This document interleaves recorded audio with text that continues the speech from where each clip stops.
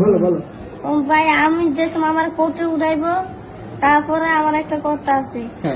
আমার যেমন তিলে তিলে শেষ করছে, ওরে আমার আবার একটা ফুটা দিবেন, ওরা আমি ফুটা দিলাম শেষতে চাই।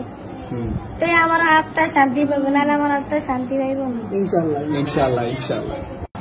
একটি মাগুরাতে একটি ছোট বাচ্চা শিশুকে ধর্ষণ করা হয়েছে। আমাদের সকলের বাড়িতেই আমাদের ছেলে মেয়ে আছে, নাতি নাতনি আছে।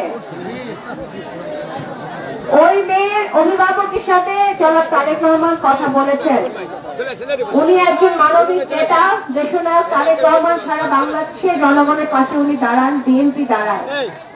আজকে আমি একজন মা হিসেবে, নারী হিসেবে লজ্জিত যে আমাদের বাংলাদেশে এখনো নারীরা, শিশুরা নিরাপদ নয়, এখনো তারা ধর্ষিত হচ্ছে, এখনো তারা নির্যাতিত হচ্ছে। হাসিনার আমলে এই 15 বছরে ক্ষমতা ব্যবহার করে ছাত্রলীগ, যুবলীগ, এইসব লীগরা অনেক অন্যায় অত্যাচার করেছে, ধর্ষণ করেছে, মা বোনদেরকে অত্যাচার করেছে, আমরা জানি। আজকে ফ্যাসিবাদ চলে যাওয়ার পরেও কেন বাংলাদেশে আমাদের নারীরা নিরাপদ নয়, সেটা আমাদের এই অন্তর্বর্তীকালীন সরকারকে প্রশ্ন করতে হবে। আজকে আইনের শাসন কোথায়? আজকে আমাদের যারা আইন ভাঙছে, যারা অন্যায় করছে, অত্যাচার করছে, যারা ধর্ষণের মতো এরকম গঠিত অপরাধ করছে, তাদেরকে অনতিবিলম্বে আইনের আওতায় এনে তাদেরকে অনতিবিলম্বে সাজা দিতে হবে। এটা আজকে নগরকান্দা থানার বিদিকটা থেকে আমাদের দাবি এবং এই অন্তর্বর্তীকালীন সরকারের প্রতি আমাদের দাবি। আমরা এখানে যারা আছি আমাদের সকলেই আমরা জানি আমরা 15 বছর পর নির্যাতিত হয়েছি। আমরা আওয়ামী লীগের দুর্নীতির বিরুদ্ধে রুখে দাঁড়িয়েছি, নির্যাতনের বিরুদ্ধে রুখে দাঁড়িয়েছি, তাদের অপকর্মের বিরুদ্ধে রুখে দাঁড়িয়েছি, তাদের চাঁদাবাজি, টেন্ডারবাজি বিরুদ্ধে আমরা রুখে দাঁড়িয়েছি। এজন্য কি হয়েছে, আমাদের নামে মামলা হয়েছে, হামলা হয়েছে, আমার ডাইনের বাইরের পিছনের সামনে আমাদের আপনাদের সকলের বিরুদ্ধে মিথ্যা মামলা হয়েছে, হয়েছে না?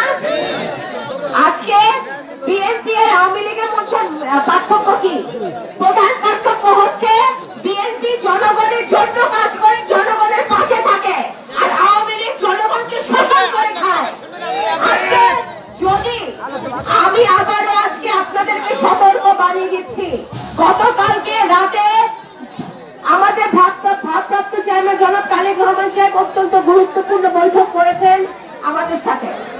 উনি বলেছেন সারা বাংলাদেশে আমাদের দলের নামে, দল ব্যবহার করে যারা এই দখলবাজি করছে, চাঁদাবাজি করছে, যারা যেই জড়িত থাকুক তাদেরকে আমাদের যে কোনো মূল্যে থামাতে হবে, বোঝাতে হবে।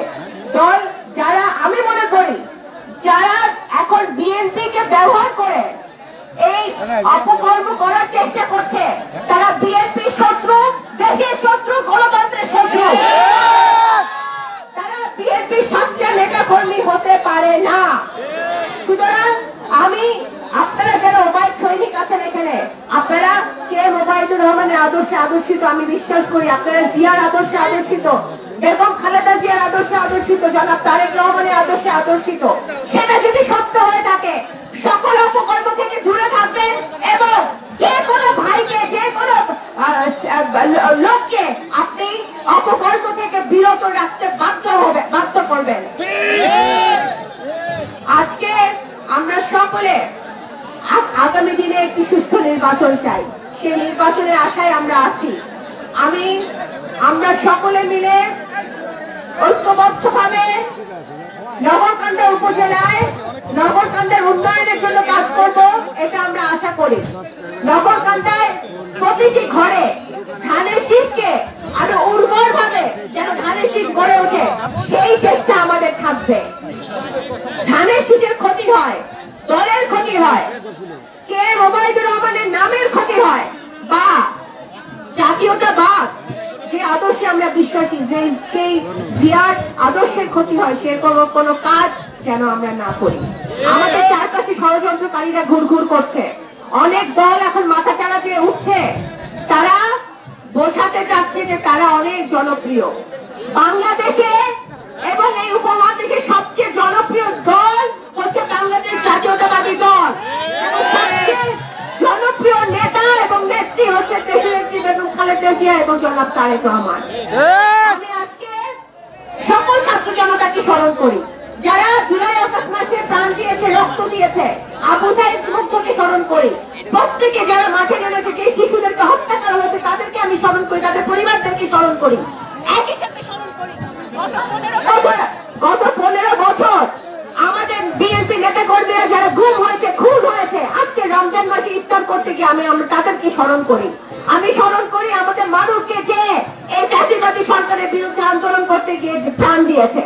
আমি স্মরণ করি প্রত্যেকটা যুবককে, যুবতীকে যারা গত 15 বছর হাসিনার শোষণের নিষ্পেষিত হয়ে তারা দেশ ত্যাগ করতে বাধ্য হয়েছে। অনেক সাংবাদিক তাদের মুখ বন্ধ করে দেওয়া হয়েছে, অনেক লেখক তাদের লেখনী বন্ধ করে দেওয়া হয়েছে। আজকে আমরা এই স্বাধীন নতুন বাংলাদেশে আমরা যেন একটি নতুন বাংলাদেশ, নতুন প্রজন্মকে নিয়ে গড়তে পারি।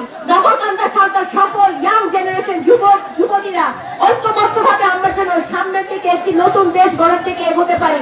আজকে রমজান মাসে আমরা আল্লাহ তাআলার কাছে সেই দোয়া করি এবং সকলে ঐক্যবদ্ধ ভাবে একটি নতুন বাংলাদেশ ফ্যাসিবাদ মুক্ত, দুর্নীতি মুক্ত এবং স্বচ্ছ বাংলাদেশ গড়ে তুলবো, যেখানে আমরা স্বাধীনভাবে নিঃশ্বাস নিতে পারবো, স্বাধীনভাবে কথা বলতে পারবো, স্বাধীনভাবে রাজনীতি করতে পারবো, স্বাধীনভাবে চাকরি বাকরি করতে পারবো, ব্যবসা বাণিজ্য করতে পারবো, পড়াশোনা করতে পারবো।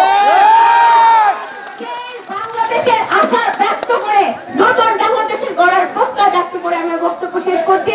আল্লাহ রাব্বুল আলামিন আমাদের সকলকে একসাথে রাখুক, ঐক্যবদ্ধ রাখুক, আমাদেরকে ভালো মানুষ হওয়ার তৌফিক দান করুক। আমরা যেন একজন ভালো মানুষ হয়ে বাংলাদেশে একজন ভালো নাগরিক হয়ে, সব নাগরিক হয়ে বসবাস করতে পারি। এ বলে আমরা বক্তব্য শেষ করছি। বাংলাদেশ জাতীয়তাবাদী দল জিন্দাবাদ, রসগোল্লা ইউনিয়ন জিন্দাবাদ,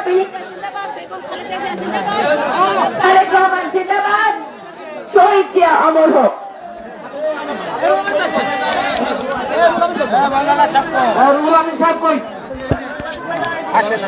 সাংবাদিক চলে যাও।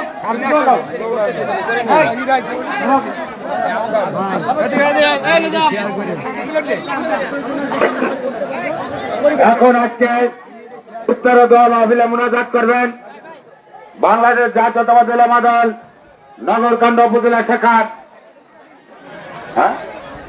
নগরকান্দা উপজেলা বিএনপি ধর্ম বিষয়ক সম্পাদক হাফেজ রুহুল আমিন।